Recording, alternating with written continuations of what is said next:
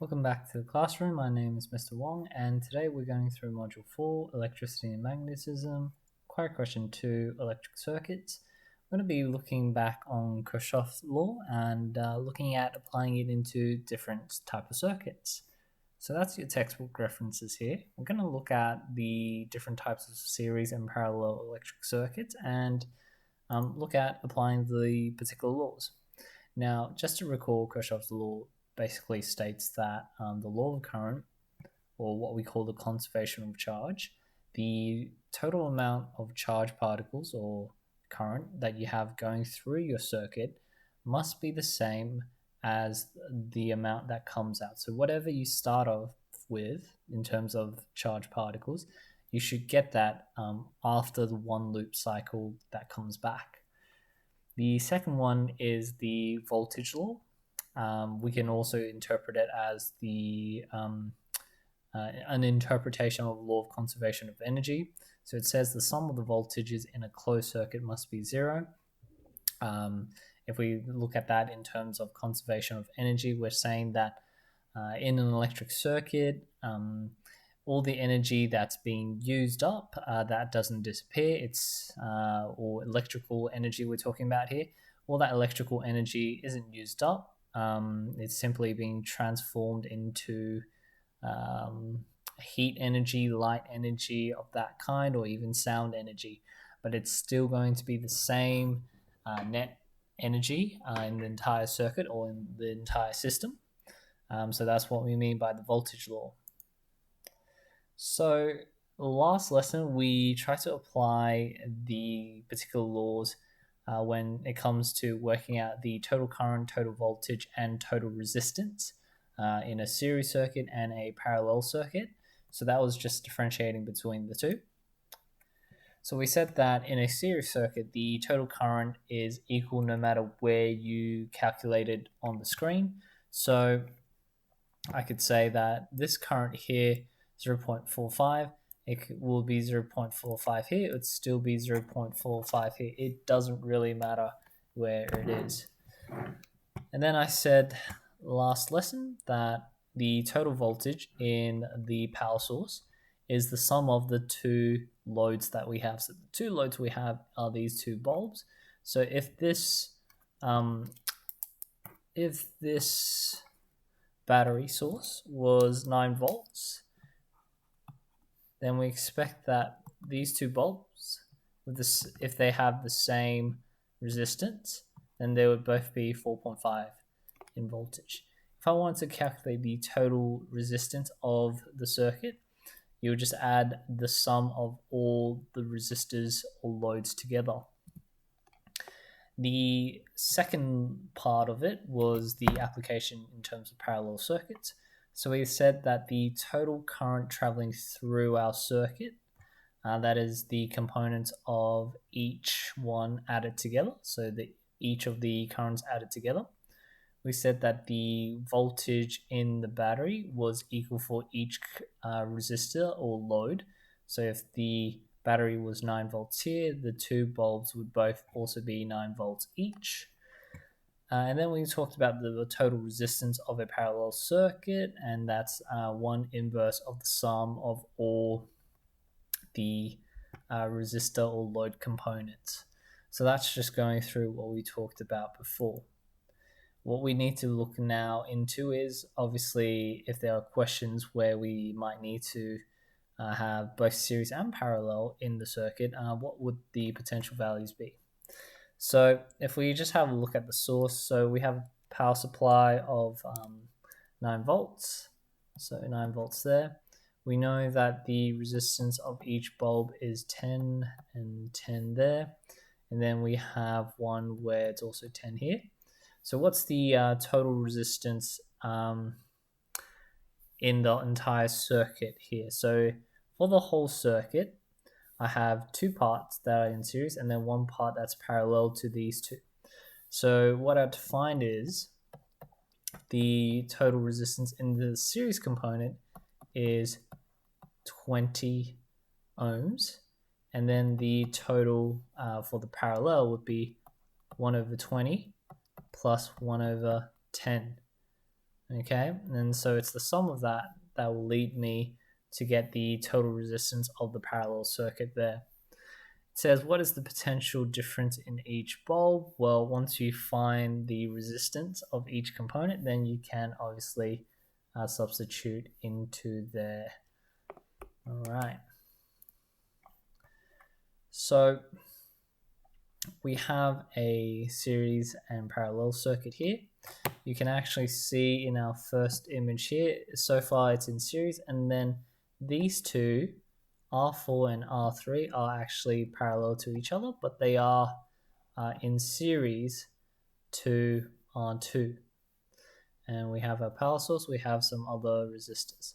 So it says, draw an appropriate circuit diagram for the circuit depicted. Well, if I just draw it here, I have my battery source. Okay, longer hand always represents positive, shorter hand represents negative. I have my resistor, it's 20 ohms. Then I have another resistor, that's also 20 ohms. And if I try and draw this out, I'll draw a gateway pathway like so, and that shows my resistor 4, resistor 3, resistor 2, like so. Okay. And the question says, calculate the potential difference across the circuit. So cross and the current through each resistor in the circuit below. Okay. So what we firstly need to do is calculate the total current and also the potential difference of each component. Okay, so let's find the resistance total. So total resistance, we have our parallel component here, the 10 over 10 ohms. So 1 over 10 plus 1 over 10. If you recall, to get the resistance of the parallel component, so parallel component, it needs to be inverse of whatever sum you have. So we have the inverse sum of 10 plus the 10. And then we have our circuits that are in series with each other. So this is in series to this one. And that's also in series to those two there. So that's being added to 20 plus 15. The total resistance is 40 ohms in this case here. If I want to find the current of the total circuit, remembering Ohm's law, V equals IR. So I is V divided by resistance. So our overall voltage, I'll just write this out like this. Overall voltage is 12 divided by 40. Gives us a current of 0.3 amps. And then if I want to find the voltage of R1 per se, as you can see, potential difference, current times resistance, so 0.3 times 20. R2 would be 0.3 times 15. R3, 0.3 times 10.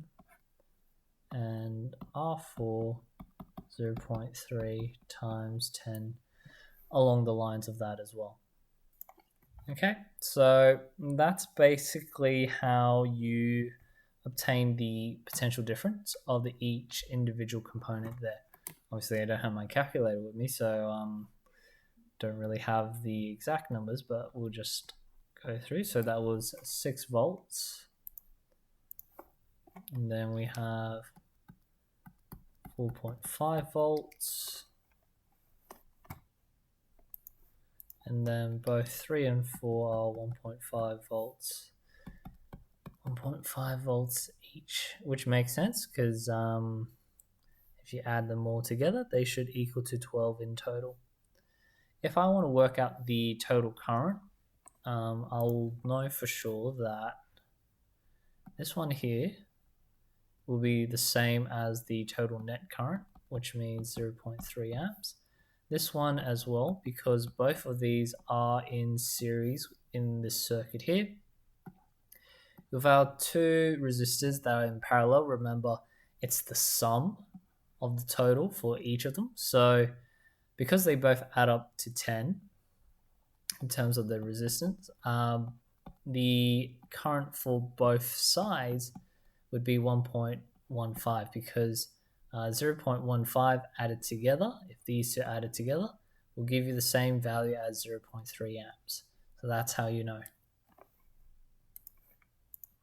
Okay, so that gives you a nice little sense there, and then obviously we have our little diagram here to show for everything we've done. Question 2, it says, consider the current flowing in each resistor, the potential difference across each resistor, circuit current, blah, blah, blah. So if I have a look here, I have 3 ohms of resistance, 2 amps here. Now I have doubled the amount of resistance in the 6 ohms here. Now we know for a fact that V is the same for both this one and this circuit here because they are both parallel to each other. So according to Kirchhoffs Law, if it's parallel, the voltage is going to be the same. So this would be 6 volts in total. So this would be 6 volts here, which means that this would be 1 amp there. Okay, so you can see it makes sense because this is half the amount of amps. It means it's double the resistance of 3 ohms. We know that in terms of the resistance for parallel, it's equal to, so the sum of these two will equal to the sum of the series circuit. So that's 3 amps right there. So 3 amps is our total in this particular circuit here. Potential difference across each component. So we know that if it's in series, it's shared around together. Okay. So simply speaking, for our 4 ohms option, we can use Ohm's law, V equals IR. That means for this component here, it's 3 times 4. So we have 12 volts. 12 volts in this resistor, and we already worked out it's 6 volts here. The circuit current, we already said it's 3 amps. The total resistance of the circuit is the next thing you need to work out. So the resistance total is equal to 4 ohms. That is in series with these two parallel loads.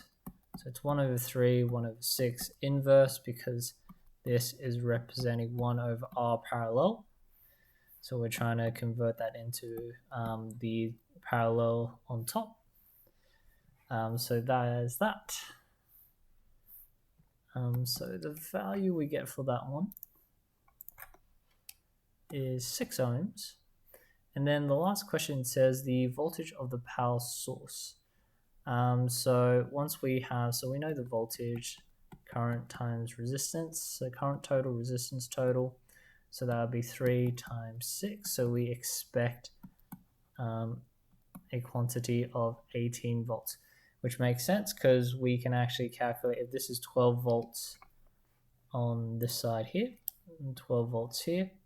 This adds with the series component, and the series component is 6 volts on both sides. So that's where we can also work out that we are getting 18 volts.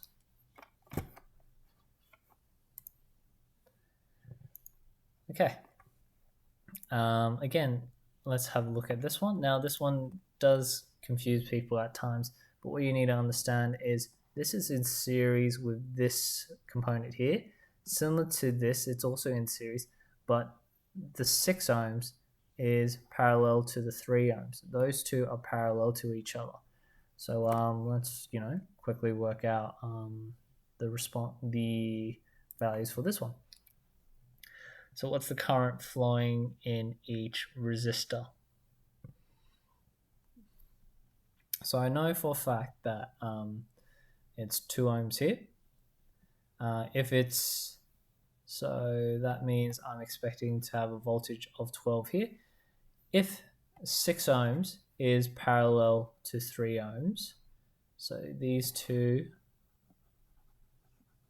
scribble it somewhere, these two are parallel, then that means we're expecting 12 volts being used on this side here as well, which would mean the overall amp meter, or the total current, is 4 amps.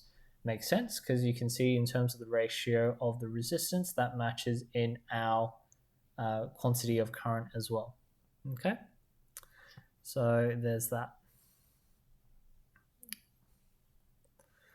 All right, the next thing we need to look at is the potential difference across each resistor. So we've already worked this one out, we need to work out the 2 ohms. So we know that the total current would be the addition of both the 2 amps and the 4 amps. So this resistance here at X would have 6 because, like I said before, this is in series with these two. So you expect that the overall voltage, the overall current would add up, and so we get 6 amps here. So that settles it. Next bit we need to find is the total resistance. Okay, so the total resistance we have, our total is firstly 2, and then we have these two components which are parallel to each other. Okay, so 1/3 plus 1/6 inverse, and that gives us a total resistance of 2 ohms, which is basically stated in this one here. So given to you already. So the voltage total would be 6 amps times 2 ohms, which equals to 12 volts. And that's consistent to what we calculated there. They are essentially parallel to each other. Oh, whoops. I was meant to say, so that total there, just quickly change this. It's actually supposed to be 4 ohms. Made a little calculation error there. So 4 ohms. So the total circuit is actually 4 ohms. This is just for this particular lane here, so we can ignore that. So the total voltage is 24 for the circuit. Apologies for that error there. Okay, the fourth one and our last one for this example. You can see here in the circuit, this is the series component, and then these are my parallel components here. So the 12 volts is parallel to the 6 ohms. The ammeter is parallel to the 3 ohms, but in series with the 6 ohms here. Okay, so it says the current flowing in each resistor. Calculate that. Okay. So if we have a look, so what I know is it's 12 volts here for our 6 ohms, and I know that according to Ohm's law, current is equal to voltage divided by resistance. So our voltage is 12, our resistance is 6, so we have an amplitude or armature of 2 ohms. Okay, now this 6 ohms is parallel to this 6 ohms, which also means that this is also 12 volts in total, which means that the total current here would be 2 amps as well, because we have the same ratio. Okay, and obviously if we're comparing this series with this one here,